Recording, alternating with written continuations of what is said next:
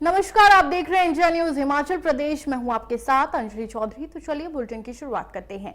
मुख्यमंत्री सुखविंदर सिंह सुक्खू ने रामपुर में अंतर्राष्ट्रीय लवी मेले का समापन किया। इससे पहले उन्होंने करीब 54 करोड़ की अलग अलग विकास परियोजनाओं का लोकार्पण और शिलान्यास किया। इस मौके पर मुख्यमंत्री ने कहा कि प्रदेश सरकार ने केंद्र से शिपकीला मार्ग से व्यापार दोबारा शुरू करने का आग्रह किया है, जिससे पर्यटन को बढ़ावा मिलेगा।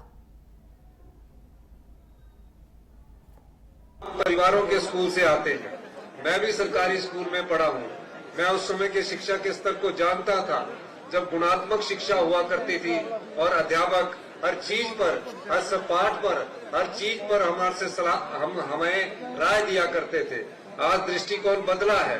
हमने क्वालिटी एजुकेशन की दिशा में बढ़ना शुरू किया और मुझे खुशी है कि 3 साल में 2021 में जब हम 21वें स्थान पर थे, 3 साल के अथक प्रयासों के बाद पूरे देश में हिमाचल प्रदेश पूरे राज्यों में 5वें स्थान पर अपना नाम दर्ज करवाया है। ये सबके लिए खुशी की बात है। इसके अलावा हमने शिक्षा में जो गुणात्मक सुधार किया है, उसमें पहली कक्षा से हमने इंग्लिश मीडियम स्टार्ट किया है। इसी संदर्भ में मैं आज रामपुर की इस धरती पर ये कहना चाहूंगा कि आने वाले एकेडमिक सेशन से रामपुर के जो स्कूल, सीनियर सेकेंडरी स्कूल है, चाहे गर्ल्स का बॉयज का, अगले वर्ष से वहाँ सीबीएसई की क्लासेस को स्टार्ट कर दी जाएगी और सीबीएसई की पढ़ाई शुरू करने की भी मैं घोषणा करता हूँ। मैं आपको इस मौके पर यही कहना चाहूंगा कि लवी की सांस्कृतिक संध्या पर जो कि समापन की ओर जा रही है, मेरा आपसे यही प्रार्थना है कि हमारी जो सरकार है, हमारे मंत्रिमंडल के सदस्य प्रदेश के हित में नए फैसले करते हैं। जब प्रदेश में आपदा आई, 2023 में आपदा आई, 2024 में हमारे यहाँ रामपुर के सरांग के समेज में आपदा आई, हमारी सरकार उन आपदा प्रभावित परिवारों के साथ खड़ी हुई। 2025 में उससे अधिक आपदा आई। तकरीबन मंडी जिले में 4000 परिवार बिना अपने 4000 परिवारों के जो घर थे वो पूरी तरह नष्ट हो चुके थे।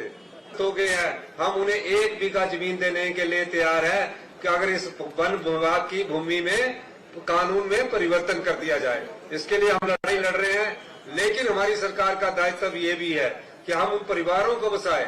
हम इसमें कोशिश कर रहे हैं और मैंने बार बार प्रधानमंत्री जी से पत्र लिखकर इस बात का अनुरोध किया है कि हिमाचल प्रदेश में 68% वन भूमि है, 32% पर हमारे हिमाचल प्रदेश की जनसंख्या रहती है।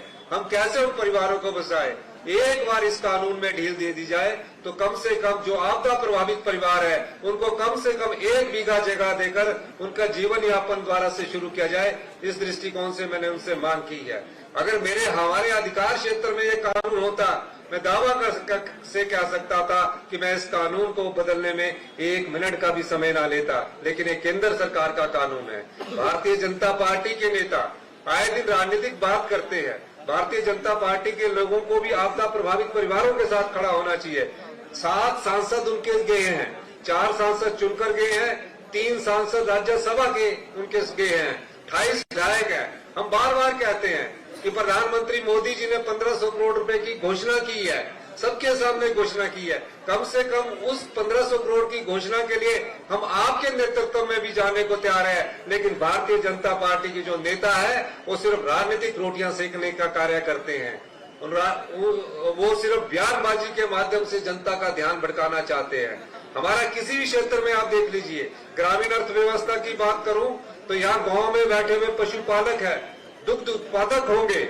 आप जानते होंगे कि 2 साल पहले आपको मिल्क फेडरेशन के द्वारा दूध का मूल्य सिर्फ 32 रुपए किलो था। हमारी सरकार आई, हमने कहा कि हम गांव के किसान के हाथ में पैसा देना चाहते हैं।